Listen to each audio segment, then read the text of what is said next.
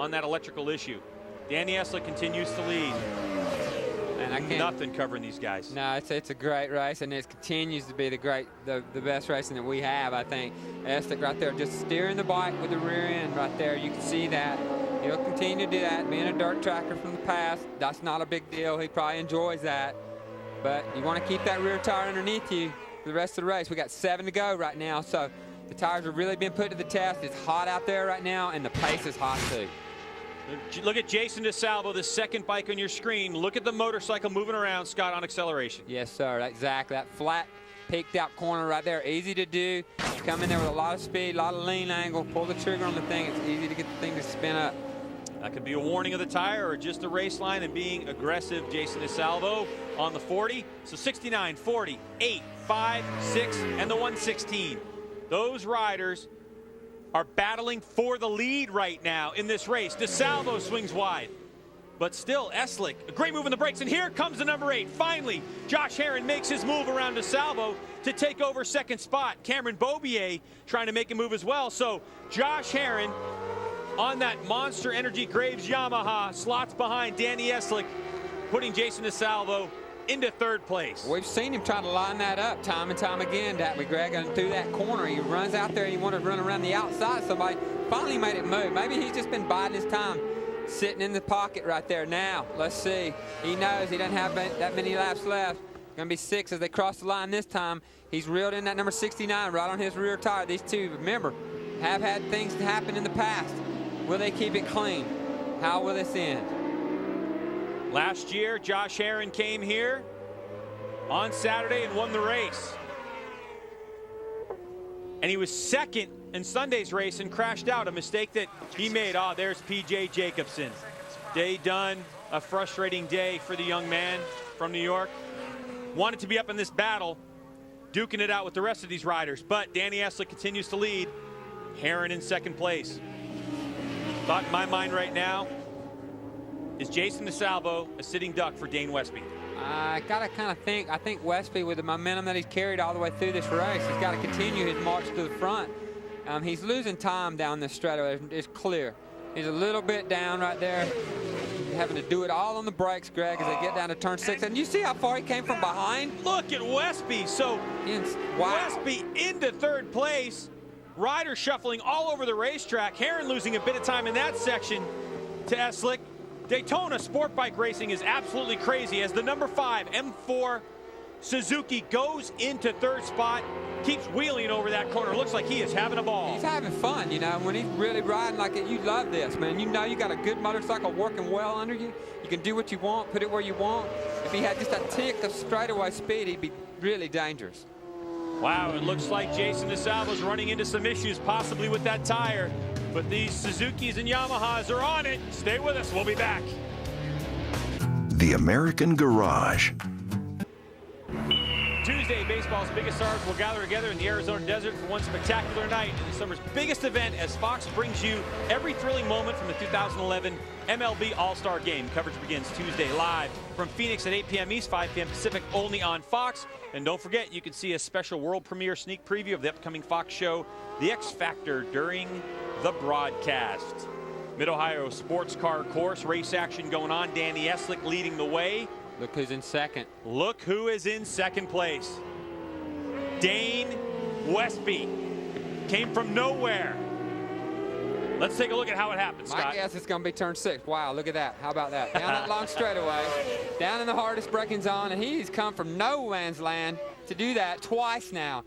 So whether he's screwing up the drive off the carousel a little bit, or the keyhole, sorry, may be just a tick, but he's making it all up in the riding part of the racetrack, and it's fun to watch him. Now he's got his buddy from Oklahoma in his sights. Let's see what he can do with Eslick.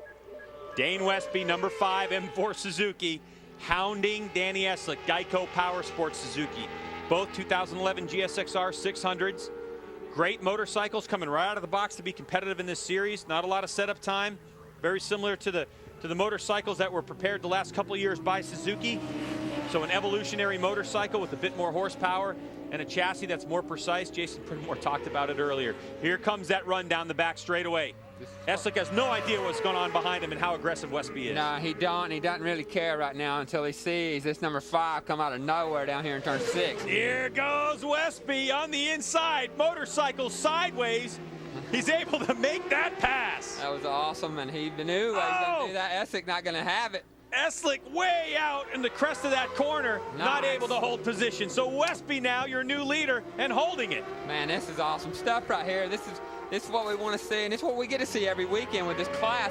I think it just gets better as the year goes on, Greg. No question. Dane Westby, M4 Suzuki, taking over the lead from Danny Eslick. Josh Herrin right there as well. Jason DeSalvo in the mix. Now it's Westby's chance at the front. Can he hold an impressive lap time, or are these guys going to bunch up behind him? I think it's going to be hard to get away from this group. I tell you what, you know, he's rode out of his skin all race to get to this point right now, and he definitely does not want to give that spot back up. With 3 to go now, right, as we cross the line, he's going to put his head down and ride as hard as he's ever rode right now, but the 5 guys behind him are going to do the same thing. Dane Westby, the Wolverine, with teeth firmly planted in this race. Danny Eslick holding his own lines, a bit of a tighter line for Eslick. Looks like he's making his own way around this racetrack. Not doing what Westby's doing. Bit of a different style too. If you look at the riding style, Westby sits up on the bike. Look at him. He's having grip issues right there in the middle of the corner, trying to come out the throttle. And Eslick's already got a good run. Eslick running a little bit lower riding position in the bike through the corners. Just different styles. That's what you grow up doing. And here we go. Eslick on the inside of Westby. Westby still throwing his motorcycle sideways. And look at Herrin coming in on both of them as they keep fighting. So now Danny Eslick retakes the point. Dane Westby, the number 5, black and white motorcycle right behind him. And there's that Yamaha looming. We've seen Josh Herrin in races in the past. Hang out. If he can't get away, and then make his move on the last lap. But at this racetrack, so difficult to pass, you'd think Herrin's got to be in second place if he's going to make a bid for the lead. And 2 tough Oklahoma boys in front of him. They're not going to give him an inch either when he tries to do this. But he's a crafty rider, man. I tell you what, he's gotten so good with his racecraft over time, and put it to good use at Barber right there. And now, can he do it again here at Mid-Ohio? Westby doesn't listen to our broadcast. We say these are good passing spots. He makes his own way. He makes his own passing lanes, passing people where they don't expect it. And it looked like he wanted to make a move before start-finish line on Eslick, but Eslick with those tight lines doesn't allow the door to be open. So Eslick, the 69 yellow and black motorcycle, as Jason DeSalvo now makes his bid for 3rd place, that final podium spot. So DeSalvo with his head down, he's going to put Josh Herrin behind him and go after the leaders again. Wow, look at this. And look at the pass for the lead, the number 5 into the lead in a very unexpected spot. But that's going to allow the 69 to draft past. 4 riders wide as we head off the back straightaway. Oh, man, I think, look at Westby. He's not having it, man. He's going to fight. He wants a race win, and he's due for it. Here goes Herrin looking for that same move. Not going to happen on. And look at DeSalvo. He's getting more racy too, Greg, as the race comes down to a close. DeSalvo could be the spoiler in this one. With Eslick looking forward at the 5, all of a sudden, if you get Jason DeSalvo working his way past you, your shot at the lead could be gone. So Danny Eslick has got to make some quick work of Westby. Herrin did it. He's already done it. Wave say, sorry, man. Sorry, DeSalvo. I don't know what he did there, but he must have stuffed him because he took the 3rd spot back. He knows he can't fool with that number 40 long if he wants to win the race. Westby up and out of the saddle momentarily. I'm sure that rear tire has worked. We are on the penultimate lap. This is what I talked to him about. It's working that thing in the end. You know, when the tire starts to go off, you got to be able to move around on that bike a little bit, adapt your riding style a little bit different to handle that. Get it up on the fat part of the tire. Be loose in your arms and let the bike do what it's going to do. So let's see.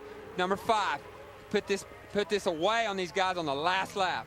The final lap of the race. Dane Westby looks like he might be the sitting duck down the back straightaway. Danny Eslick in second, the number 8. Josh Herrin, he might have a good shot at it if he can get some confidence on the brakes.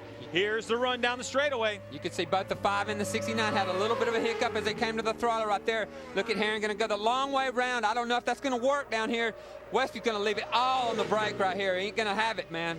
So Dane Westby, motorcycle sideways. We've seen it the last couple laps. And look at Josh Herrin. He's trying to get an inside position. Danny Eslick side by side as he falls right in line. Where is Eslick going to make his move? Here it is, up the inside. We knew it was coming, and it's coming back at him. He can't hold it, so Westby fights right back for the lead. Wow. This is best racing, man. This is unbelievable. And look at Herrin now. Herrin stands Eslick up to take over second spot. This Westby's race now. This Westby's race to lose right now. He's got the position right now. I don't know. Maybe Herrin is that crafty. Let's see. Dane Westby, the number 5, in a position to win this Daytona Sport Bike race at Mid-Ohio. He's got good position. Unless Herrin can force the issue in this next left-hander, Westby looks like he's got a good line. Wow. Herrin trying to get a drive. And it's Dane Westby, Josh Herrin, and Danny Eslick. 1, 2, 3 with Jason DeSalvo 0.3 of a second behind. That was an awesome race. It don't get no better than that, Greg. It just doesn't. It just gets better in time, this racing, I swear. Number 5, he deserves it. Man. Daytona Sport Bike Racing from Mid-Ohio. Now we got to talk to Dane Westby and find out what was going on with him. We'll do it on the other side of the break. Stay with us. 2 seconds. Speed's coverage of the AMA Pro Daytona Sport Bike Championship is brought to you by Sunoco, the official fuel of AMA Pro Racing and fuel provider to 40 other racing series.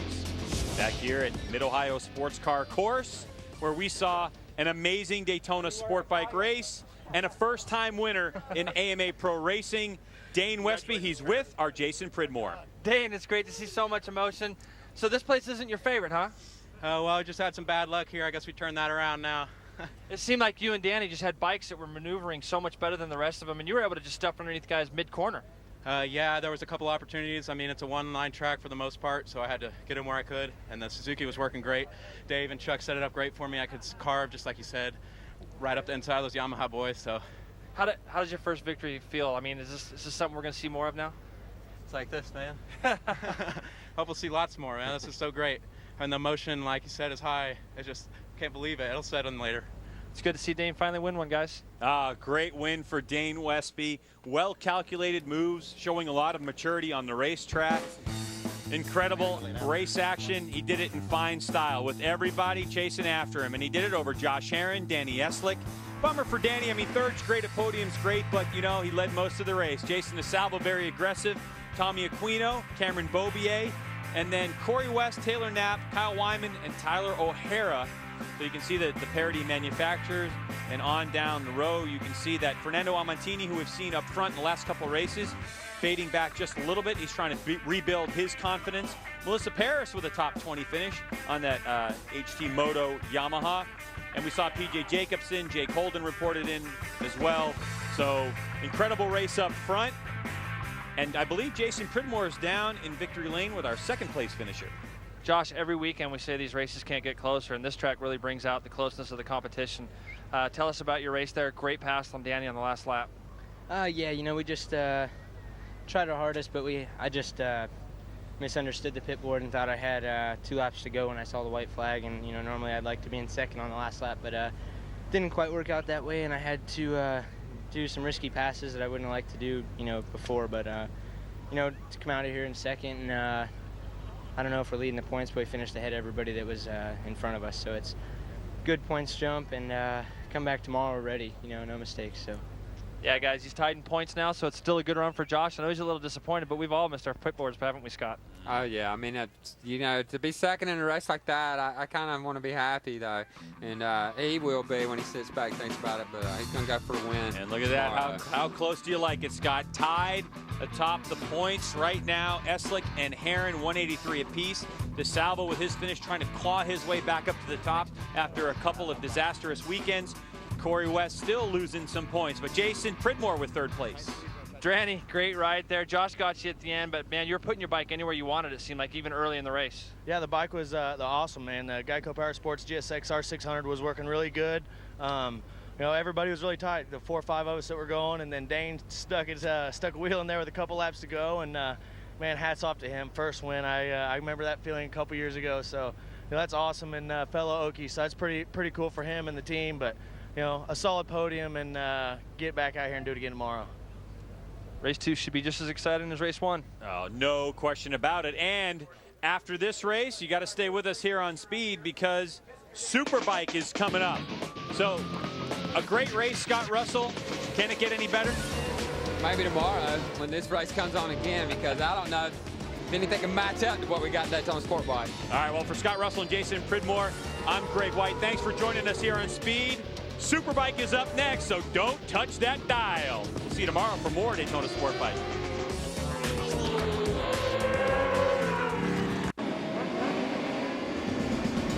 The second half.